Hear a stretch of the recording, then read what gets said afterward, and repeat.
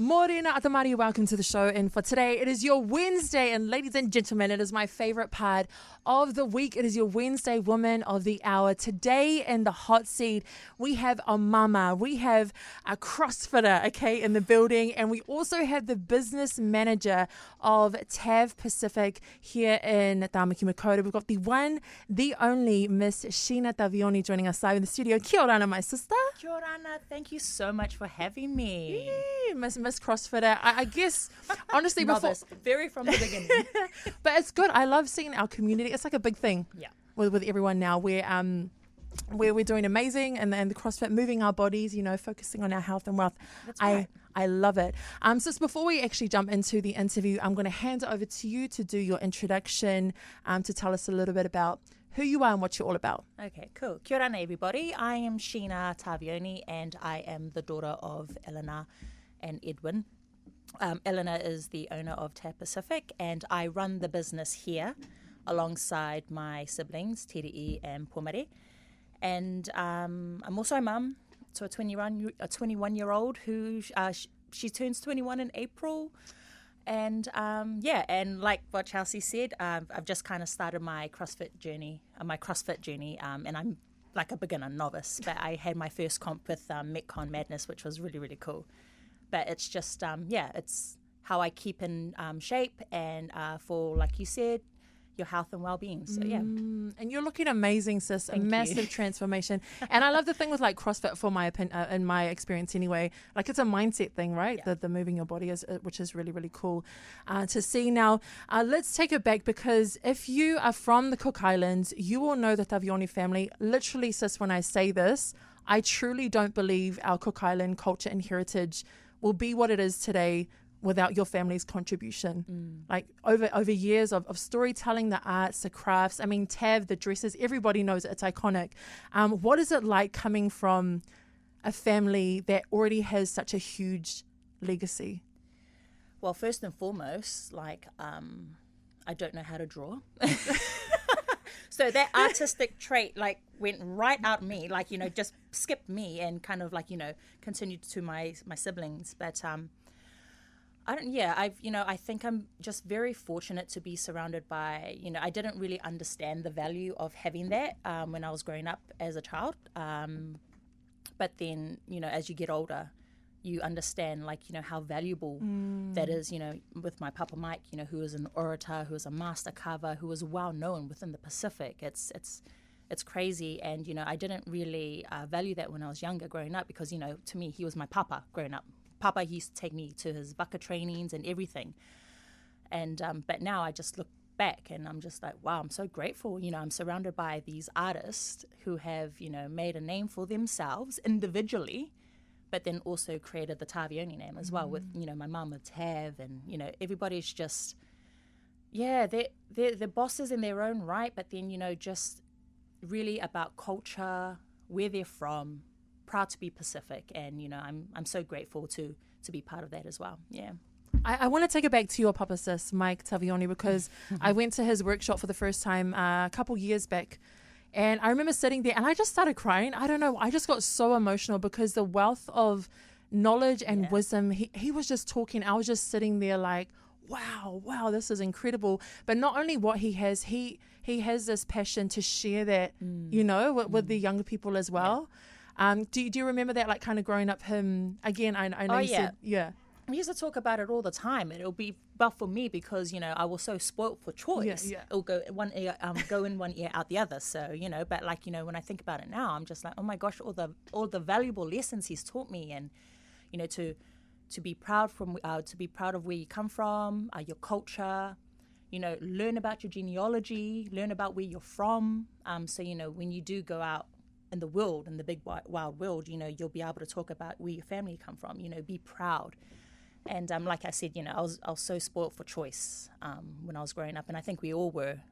And it's amazing to see, you know, he gets invited to all these premieres, events, and so forth, and they speak so highly of him, and it's just, you know, I stand back and I just look at him. I was just like, wow, that's my papa. You know, that's my family. Yeah. I'm a Tavioni. Yeah, so it's really, really cool to see, and so proud of him and just the person he is. But the wealth of knowledge he's taught all of us in the family. I guess right now we're going into the conversation when it comes around the Cook Island language and where we are at, which I think we're quite similar with our journey at the moment with the language, if you want to speak to that. Yes, so born and raised in the Cook Islands. I can't speak it fluently. I do understand it. And I think when I was growing up, my parents just spoke English to us, when we were growing up as kids anyway. Because back then, it was, you need to learn how to speak English instead of Cook Island Māori. So that came into play. But I'm going to be very honest. I can't speak it fluently. All my friends can, which are really, really cool. And I'm so jealous of them. But I'm trying to do the best I can to try and speak it and learn as much as I can now, which is a lot harder. People think it's so easy. You just learn the language. But it's hard because you just get so busy with life, you're adulting, and that kind of takes a back pedal. But like you said, it's for me it's a struggle because I have so many Cook Islanders that come through the store and they speak Māori. They want to speak Māori because to them Tav is Rarotonga, Cook Islands, and when Mama Vera's there, it's amazing to see them just communicate and have their own little fun and giggling, and I'm just standing there, I was like, what are they talking about? And I just laugh along, and so I'm going to try and do the best I can. So I want to take courses and try speak it fluently, and I've asked my parents to speak, when they see me speak it, but that kind of again takes a back pedal, and That's so interesting, and I resonate 100% with that. And that's why I love going back home, because I'm like, I'm immersed in the culture, and, everyone's speaking it, and I notice I speak it a lot more. I mean, the words that I do know, over there. Then as soon as, again, you come back here, it does, and it's sad that happens, eh? Yeah. But I guess it's up to us to really, even resources is another thing. There's not really much. No, there isn't. And I find it hard because I live by myself, I'm blessed to have my brother with me at the moment, but he's going back to Raro, and we've all made a pact that, we're going to learn the language, we're going to speak it, because that's how we communicate with our people. The majority of our customers are Cook Islanders, and I want to be able to communicate with the Achuans that come in or the Aitutakians that come in, in our language. And it's so cool to see that, like, a lot of the young ones come through who speak it fluently, and it's just like, oh my gosh, I'm so jealous of you, and I get shy sometimes when I speak it because it's broken Cook Island Māori. And, I've had a few people who have given me flack for trying. Oh, girl. And so I stop. I'm just like, okay, I'm going to stop. I'm going to speak English now. So, and I think that's why I was quite nervous. I could speak it while I'm working, but I'm just shy that I'm going to make the mistakes and, get fronted for that. So I don't. I speak English. Oh, that's a sad part with our culture, because I've had so many on radio. I've done content pieces and everyone's dragged me in the comments, and I'm like, oop.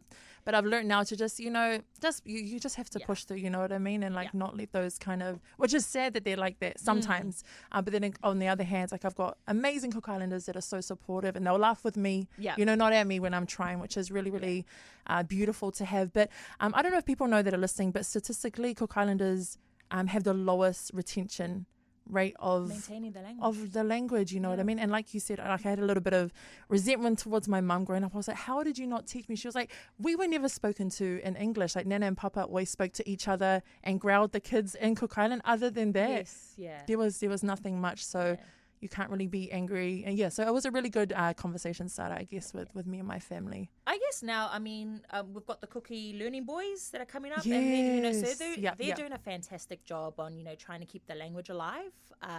And I really dig that. I know Jay really well, and, we kind of, TAV sponsors them because they do such a, not just with our brand, but, they're doing something educational, and that's what Edina loves. She loves anything to do with education, and they're trying to educate people and preserving our language, which is really, really cool. So shout out to them.